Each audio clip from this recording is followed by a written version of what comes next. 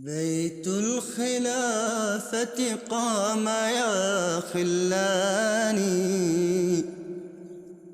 صرح مهيب ثابت الأركان، حصن حصين لا يضام نزيله، فاسعوا بعزم صادق الوجدان. بسم الله الرحمن الرحيم. أعزائي المشاهدين، السلام عليكم ورحمة الله وبركاته. أهلا بكم في نقل لأنشطة أمير المؤمنين حضرة ميرزا مسرور أحمد الخليفة الخامس للمسيح الموعود أيده الله تعالى بنصره عزيز. وفي هذه النشرة يشرفنا أن نقدم لكم مقتطفات من لقاءين عقده مع حضرته أيده الله تعالى بنصر عزيز نهاية الأسبوع الماضي. الأول كان مع وفد من خدام الأحمدية من الولايات المتحدة الأمريكية، ولقاءه الثاني مع أستاذة الجامعة الأحمدية في ألمانيا. ونبدأ بلقاء يوم السبت، حيث التقى أمير المؤمنين نصره الله بأعضاء من مجلس خدام الأحمدية في الولايات المتحدة الأمريكية. في 13 من سبتمبر أيلول الجاري حظي عدد من خدام الأحمدية من الولايات المتحدة الأمريكية بشرف لقاء أمير المؤمنين أيده الله تعالى بنصره العزيز، وكانوا قد سافروا خصيصا إلى بريطانيا للصلاة خلف أمير المؤمنين. عقد اللقاء في إسلام أباد، حيث أتيحت لجميع الخدام فرصة تقديم أنفسهم، ثم قاموا بطرح الأسئلة حول مجموعة من القضايا التي تهم الشباب والمتعلقة بدينهم وقضاياهم المعاصرة. My question is, sometimes at our Jamaat events, we invite guests who do not advocate for justice, peace, or humanity. What is Huzur's guidance in this regard? Jazakallah. If you have very close relation with those people, you can tell them that our Jamaat's practices and teaching is that we help all the needy people. We try to establish peace and harmony in the society and in the world.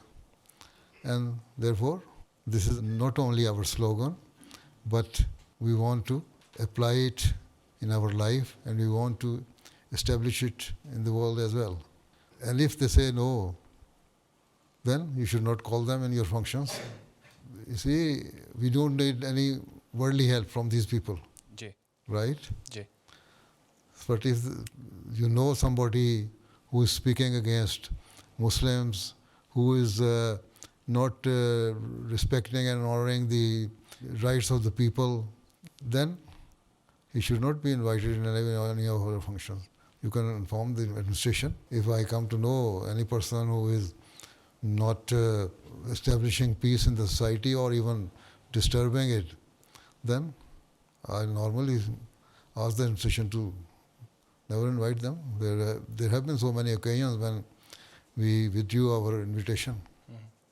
In households where English is the first language and parents themselves do not speak English, do not speak Urdu fluently, what is the best way to teach Urdu to our children? तुमने सीख ली उर्दू? कोशिश तो करता हूँ. How did you learn it? Just from learning from my parents speaking it. From parents? Ji ji. If they speak Urdu Ji, with ji. you, then it's okay, then you will learn it. Even my grandchildren, they speak English. Whenever I ask them any question in Urdu, they reply in English. So that is the habit here. And because the atmosphere here is quite different. They spend quite good time in schools, some hours in schools. Ji. So, and they read books in English. So this is why they speak English, they read English. But हमें कोशिश करनी चाहिए. We should try to speak in Urdu with them. ठीक है? तो इसी तरह आहिस्ता आहिस्ता जी जी. वो सीख लेंगे. ये तो अपने हर एक की अपनी अपनी कैपेबिलिटी और पोटेंशियल है कि कितना उसको लैंग्वेज सीखने का है. सीखते हैं, बाद लोग नहीं सीख सकते. ठीक है, लेकिन at least they understand it. How can we teach our children how to write or उसके लिए फिर understand? उर्दू क्लासें लगानी चाहिए ना. जी जी. If they are Waqf now children, तो वक्फ नौ डिपार्टमेंट को चाहिए कि उर्दू क्लास लगाएं, उनको समझाएं. बड़े हेजिटेंट होते हैं बाज़ दफ़ा यूँ बोलने में, अदरवाइज ہمیں انگلش بولنی نہیں آتی پھر بھی ہم بول لیتے ہیں تم اردو بول لیا کرو. ٹھیک ہے. جزاك الله. وسأل خادم آخر أمير المؤمنين عن الحادثة المفضلة لديه من سيرة النبي صلى الله عليه وسلم. بہت سارے واقعات ہیں ہاں وسلم کے, تو ہر واقعہ ہی ایسا ہے جو ایک لیسن ہے ہمارے لیے. اس لیے اللہ میاں نے کہا ہے کہ تمہارے لیے اسوہ حسنہ ہے وہ, ان کی ایسی باتیں ہیں جو ان کو فالو کرو. بے شمار واقعات میں بتاتا ہوں, کل ہی خطبہ میں میں نے بتایا ہیں. ہر آپ کا جو عمل تھا, ایوری ایکشن ایوری ڈیڈ, ہر آرڈر جو تھا وہ ایسا ہے جو تم اس کو اگر عمل کرو تو تم اپنی زندگی کو امپروو کر لو گے. ٹھیک ہے. جی. ہسٹری پڑھا کرو پھر تمہیں بات نہیں آ جائے. سارے واقعات ہی اچھے ہیں. کچھ لوگ کہتے ہیں کہ علم نامی صرف نمبروں کا کھیل ہے. ہم یہ کیسے یقینی بنا سکتے ہیں کہ اس مقابلے میں ہم نوجوانوں کی روحانی نشو و نما کے اصل مقصد سے محروم نہ ہوں؟ بات تو بعض لوگ صحیح کرتے ہیں, نمبروں کا کھیل بنایا ہوتا ہے اور اس طرح غلط راستے پہ چلے جاتے ہیں. میں بھی خدام الحمدیہ میں رہا ہوں, نائب صدر تھا, کمیٹی کا ممبر تھا جو علم نامی کے لیے جو ہوتی ہے, کس کو ریکمینڈ کرنے والی کون ہوتا ہے, پورا دیکھتے ہیں, سارا ڈیٹا ان کے پاس ہوتا ہے. تو ایک مجلس کو مجھے شک پڑا. میں نے ان کا پچھلے سال کی رپورٹ لاؤ. میں نے پچھلے سال کی رپورٹ دیکھی تو انہوں نے وہاں سے 1 سے 0 سے شروع کرتے ایک ایکسٹریم تک پہنچ گئے تھے نمبر. اس سال کی پھر وہیں سے 0 سے شروع کیا. تو میں نے کہا یہ تو تم سارا فیبریکیٹ کیا ہوا ہے, کام کوئی نہیں کیا, صرف یہ دھوکہ دے رہے ہو تم. جو تمہاری جہاں اینڈ تھا پچھلے سال کا وہاں سے اگلا سٹارٹ ہونا چاہیے تھا نا.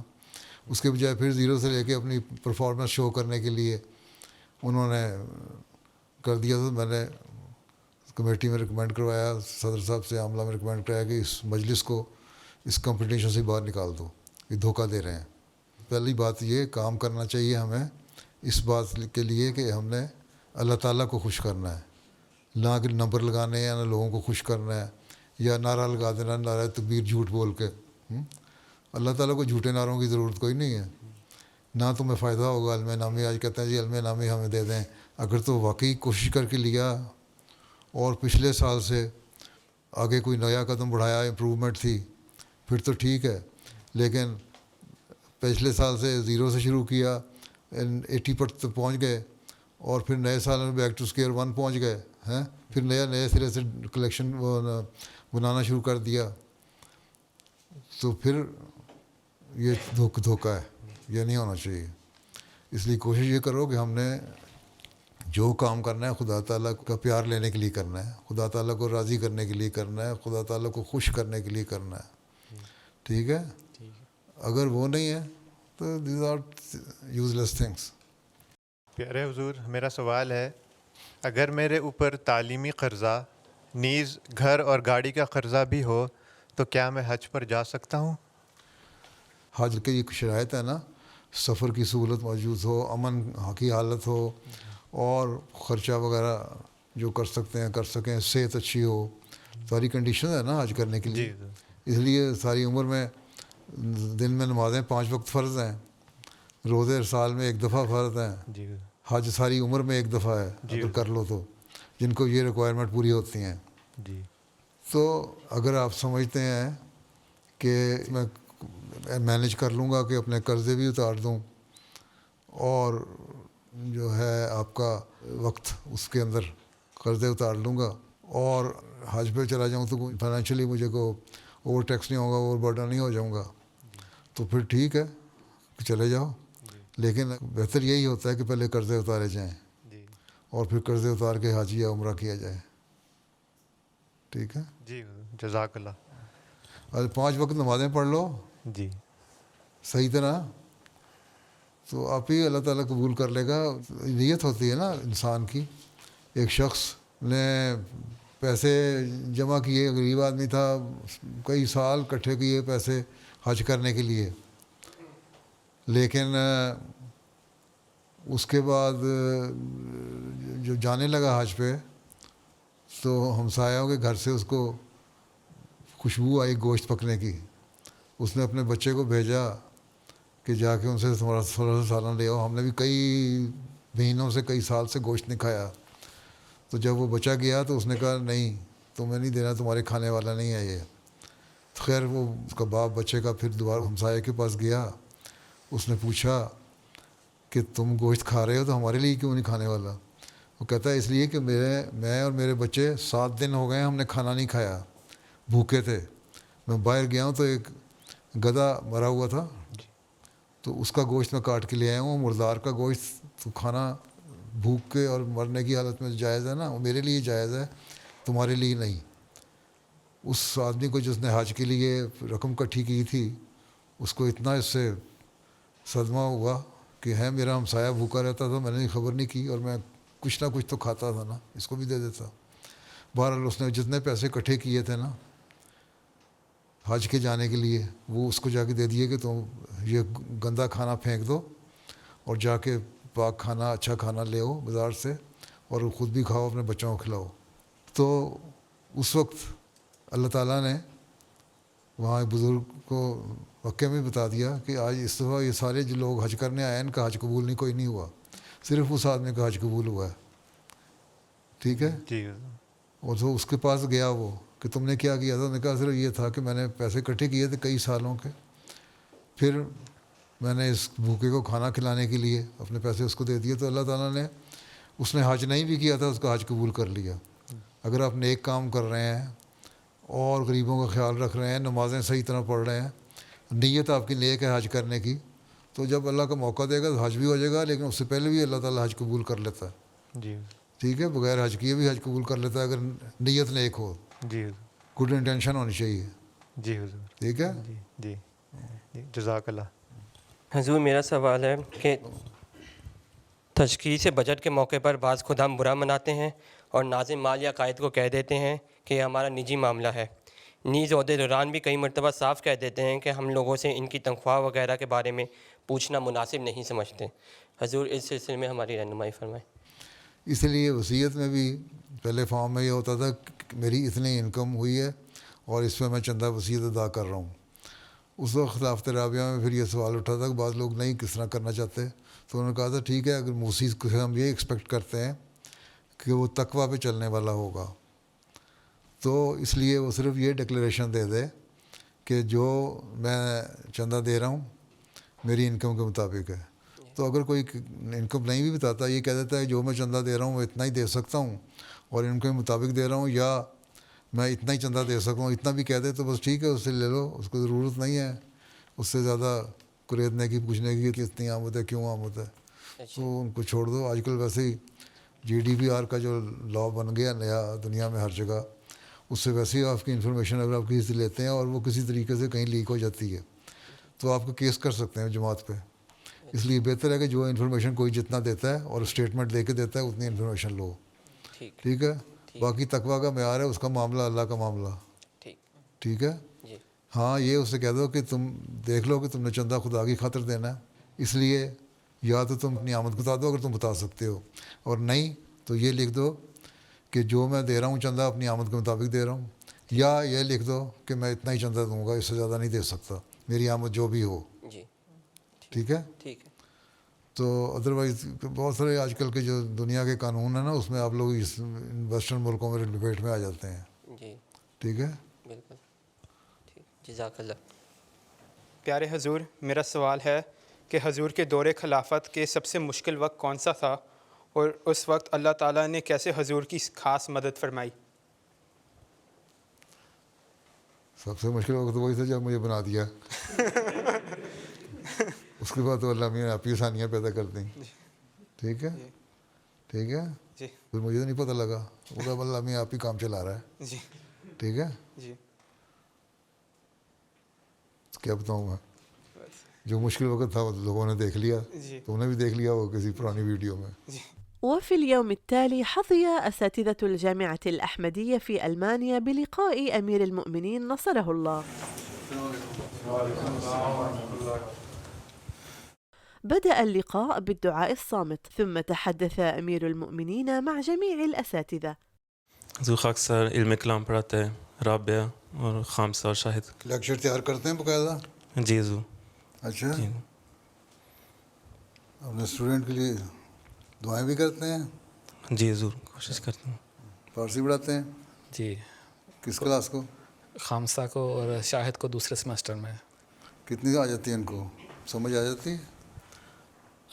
کوشش کی جاتی ہے کہ ان کو حضرت وسلم کے جو اشعار ہیں وہ پڑھنے اور سارا منظوم کلام جو ہے اس کا ہر مطلب آنا چاہیے نا. جی اتنا اس طرح تو پڑھانا چاہیے جامعہ کو. جی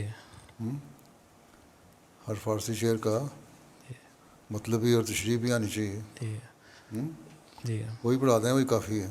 جی ٹھیک ہے انشاءاللہ. باقی اپنے علمیت کو چھوڑیں، صرف وہی کلام پڑھائیں. وخلال اللقاء نصح أمير المؤمنين المعلمين بأهمية الدعاء. آپ کے اسٹاف ممبر کتنے ہیں؟ یہ 16 ہیں. 17 ہیں ٹوٹل، ایک آئے نہیں اس وقت 16 میں. اچھا. آپ میں سے ہر ایک روزانہ 2 نفل پڑھتا ہے اپنے اسٹوڈنٹس کے لیے؟ جی. اگر آپ لوگ سارے پڑھنا شروع کر دیں 2 نفل تو اس کا مطلب 4 سجدے، اور کتنے ہو گئے سجدے؟ 64. اور اسٹوڈنٹ ہیں آپ کے 85. جی سر. تو اگر سوا اسٹوڈنٹ پہ بھی تقریباً 1 سجدہ آ جاتا ہے تو لڑکوں کی حالت بہت امپروو ہو سکتی ہے، جتنا ہونی چاہیے. صرف علمی ہی نہیں، روحانی طور پر بھی امپروو کرنے کے لیے دعا کیا کریں.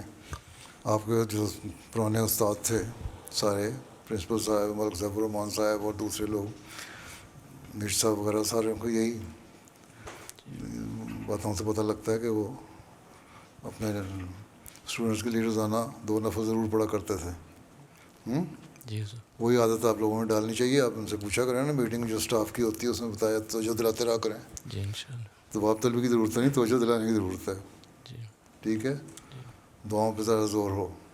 باقی یہاں کا جو مزاج ہے اسٹوڈنٹس کا، یہاں طریقہ جو پڑھانے کا ہے اس کی ان کو عادت ہے. تو صرف جامعہ کی جو پڑھائی ہمارے پاکستانی طریقہ ہے رٹا مارنے کا یا سمجھانے کا، وہ نہیں ہونا چاہیے. نئے نئے طریقے ایجاد کرنے چاہیے کس طرح ان کو سمجھ آئے. کیونکہ پاس تو ہو جاتے ہیں سارے، لیکن میں نے دیکھا ہے بعض دفعہ پوچھو سوال تو کوئی جواب نہیں آ رہا ہوتا. حالانکہ گہرائی میں جا کے ان کو پتہ ہونا چاہیے. جتنا پڑھیں اتنا علم تو گہرائی میں ہونا. اگر نہیں بھی سارے علم کو کمپریہینڈ کر سکتے تو کم از کم جو ہے اس میں اتنا تو ملکہ حاصل ہو جانا چاہیے کہ صحیح طرح جواب دے سکیں. 2-3 ہیں مشنری جو اچھی بحث بھی کر لیتے ہیں، سوال جواب بھی کر لیتے ہیں، جنرل نالج بھی ہے. غیر مذہبی جو سرگرمیاں ہیں بعض وہاں اسلام کی تعلیم کی ان کے متعلق بھی باتیں کر لیتے ہیں. اسلام کی تعلیم کے حوالے سے ان لوگوں کو بھی جو مذہبی نہیں ہیں اور سیاسی بھی. کوئی لیکچر اس طرح ہوتا ہے مختلف فیلڈس کے لوگوں کو، ماہرین کو بلائیں. بلاتے ہیں. اور صرف احمدیوں کو بلاتے ہیں، غیر احمدیوں کو بلا لیتے ہیں. ابھی تک تو صرف احمدی ہی آتے ہیں. غیروں کو بھی بلا سکتے ہیں اب، ایکسپرٹس کو، سائنٹسٹ کو، ڈاکٹر کو، پولیٹیشنز کو، مختلف لوگوں کو جن کا علم ہے مختلف فیلڈز میں لیکچر کی، تاکہ ان کا ذرا دماغ کھلے، روشن ہو. لیکن یہ بھی ساتھ خیال رکھنا ہے کہ ان کی باتیں سن کے صرف دنیا کی طرف نہ رجحان ہو جائے. جو لیکچر دے رہے ہوتے ہیں ان میں سبق دینے کے لیے یہ بھی بتایا کریں کہ تم لوگ تو یہاں آرام سے رہ رہے ہو، بہت ساری سہولتیں تو میسر ہیں. پاکستان میں تو مرویان کو جن کے زائد ذرائع آمد نہیں ہیں ان کو پتہ ہی نہیں ہوتا کہ کس طرح گزارا کرنا ہے، لیکن کام کر رہے ہیں. استاد بھی وہاں کے جو جامعہ کے ہیں ان میں بھی بہت ایسے ہیں ان کا مشکل سے گزارا ہوتا ہے. آپ لوگ آرام سے بیٹھے ہوئے ہیں، اور پھر اللہ تعالیٰ کا شکر ادا کرتے ہوئے پھر محنت بھی اتنی زیادہ کرنی چاہیے آپ لوگوں کو. یہ کہنا ہے کہ 6 گھنٹے میں نے پڑھا لیا اور 2 گھنٹے میری بعد میں یا رات کو میری ڈیوٹی ہو گئی، ٹیوٹوریل گروپ ٹیوٹر بن گیا میں، تو اس سے میرا گزارا ہو گیا. یہ نہیں ہوگا. کم از کم استادوں کو اپنے جو پڑھائی کے لیکچر تیار کرنے کے لیے 2-4 گھنٹے وقت دیتے ہیں لیکچر کے لیے، اس کے علاوہ ذاتی مطالعے کے بھی تو 5-6 گھنٹے چاہیے نا. اور اس کی عادت ڈالیں تاکہ زیادہ محنت کی عادت پڑے. یہ 6 گھنٹے کے بعد پھر چھٹی ہو جاتی ہے پھر اس کے بعد جو جامعہ میں چھٹیاں ہوتی ہیں ان میں بھی فارغ ہی ہوتے ہیں اکثر, کوئی کام نہیں ہے جی. حالانکہ آپ لوگ رفع میں بھی رہے ہیں, آپ لوگوں کو پتہ ہے کہ وہاں بعض لوگ خدام الحمدیہ دوسرے کاموں میں مصروف ہو جاتے تھے, بعض ٹھیک ہے بعض نہیں ہوتے ہوں گے, لیکن بہت ساروں کو کام مل بھی جاتے ہیں تو ایکسٹرا کام کر رہے ہوتے تھے شام کے وقت بھی. اور اگر نہیں تھے تو کم از کم ان کو کہا جاتا تھا کرو. تو یہاں اسی بات کو لے کے جیسا کہ میں نے کہا ہے, شکر گزاری جو ہے اس کا تقاضا پورا کرتے ہوئے کم از کم زیادہ سے زیادہ وقت دینا چاہیے, اور بہتری کے لیے سوچنا چاہیے کہ کس طرح ہم طلباء کا معیار بہتر کر سکتے ہیں, کس طرح ان کی صرف علمی نہیں بلکہ روحانی اور اخلاقی حالت بہتر کر سکتے ہیں. اور وہ اسی صورت میں ہو سکتا ہے جب ہماری اپنی حالت بہتر ہو. جو معیار ہونا چاہیے وہ ہے نہیں. یہاں والوں کو بھی میں یہی کہتا ہوں, آپ لوگوں کے لیے کہتا ہوں, باقی جامعہ والوں کو بھی, تو اس معیار کو حاصل کرنے کی کوشش کریں, کیونکہ آگے چیلنجز بہت زیادہ آنے ہیں. روایتی کام کر کے آپ دنیا کا مقابلہ نہیں کر سکتے, نئے نئے راستے ایکسپلور کرنے ہوں گے. وہ تلاش کریں نئے راستے, کس طرح آپ خود بھی بہتری کر سکتے ہیں اپنے حالتوں میں, اور کس طرح اپنے طلباء کی حالتوں کو بہتر کر سکتے ہیں. اگر دنیا میں انقلاب پیدا کرنا ہے تو پہلے تو آپ لوگوں کو خود دیوانہ بننا پڑے گا, پھر اگلے دیوانے پیدا کریں گے. اسی طرح یہ بھی بتائیں ان کو کہ ان کے جو ڈریس کوڈ کیا ہوتا ہے, پروٹوکول سارا ہونا چاہیے, ایک ذمہ داری کا احساس ہونا چاہیے اپنے کاموں کی, اور پھر اپنی حالتوں کی بہتری کی ظاہری حالت بھی ہو اچھی ہو. یہ بنیادی چیزیں ہیں, یہ جامعہ کے اندر پیدا ہونی چاہیے. جب وہ نکلے تو ایک ایسا ہیرا بن کے نکلنا چاہیے جو پوری طرح تراشا ہو, تاکہ میدان میں جا کے پھر نہ امیر صاحب کو شکوے ہوں, نہ مشنری انچارج کو شکوے ہوں, نہ لوگوں کو شکوے ہوں. جامعہ میں صاف ستھرا لگائے ہیں, اتنا صلاحیتیں ہونی چاہیے نا کہ جہاں بھی جائے, جس جگہ بھی لگایا جائے, وہاں وہ پورا کام کرے. تو آپ لوگوں کو ساری ذمہ داری ڈالی گئی ہے کہ آپ وہ تراش خراش کرنے والے لوگ ہیں جو اس طرح تراش کے جماعت کو پیش کریں, ایسے لوگ جن کو آگے پھر جو مفید وجود بن سکیں. صرف یہ کہنا ہے 2-4 پیریڈ لے لیے میں نے, خامسہ رابعہ کو پڑھا لیا, اور میں نے معاہدہ اللہ کو پڑھا دیا, اور میں نے عربی پڑھا دی, اس کے بعد میں گھر جا کے سو گیا. یہ تو کوئی بات نہیں. اپنے خود جائزے لیں, خود دیکھا کریں کہ آپ نے علاوہ لیکچر تیار کرنے کے, جیسا کہ میں نے پہلے کہا ہے, کتنے گھنٹے مطالعہ کیا ہے. آپ لوگوں تو علمی لوگ ہیں, آپ لوگوں تو ویسے ہی کتابی کیڑا ہونا چاہیے. علاوہ ورزش کے صبح اٹھیں, تہجد کے بعد, نماز فجر کے بعد آدھا پونا گھنٹے کی واک کریں. اب تو ویسے ہی سردیاں آ رہی ہیں, موسم ذرا راتیں لمبی ہو گئیں, یہ بھی نہیں بہانا ہے, رات کو کافی سو لیتے ہیں. اور اس کے بعد تازہ ہوا میں سیر کرنے کے بعد, گرمیوں میں بھی اگر ریسٹ کرنا ہے تو گھنٹہ 1.5 گھنٹہ ریسٹ کیا, اس کے بعد پھر کام شروع کر دیں. اس سے آپ دیکھ لیں گے آپ کے ذہنوں کو بھی ایک تقویت پہنچے گی, جلا ملے گی, اور آپ کی جسمانی طور پہ بھی آپ بہتر ہوں گے. تو یہ چیلنج ہیں آپ لوگوں کے سامنے. صرف جامعہ میں 2 کلاسیں لینا چیلنج نہیں ہے, جماعت کو ایسے لوگ مہیا کرنا آپ کے لیے چیلنج ہے جو روحانی, علمی, اخلاقی ہر لحاظ سے بہتر ہوں.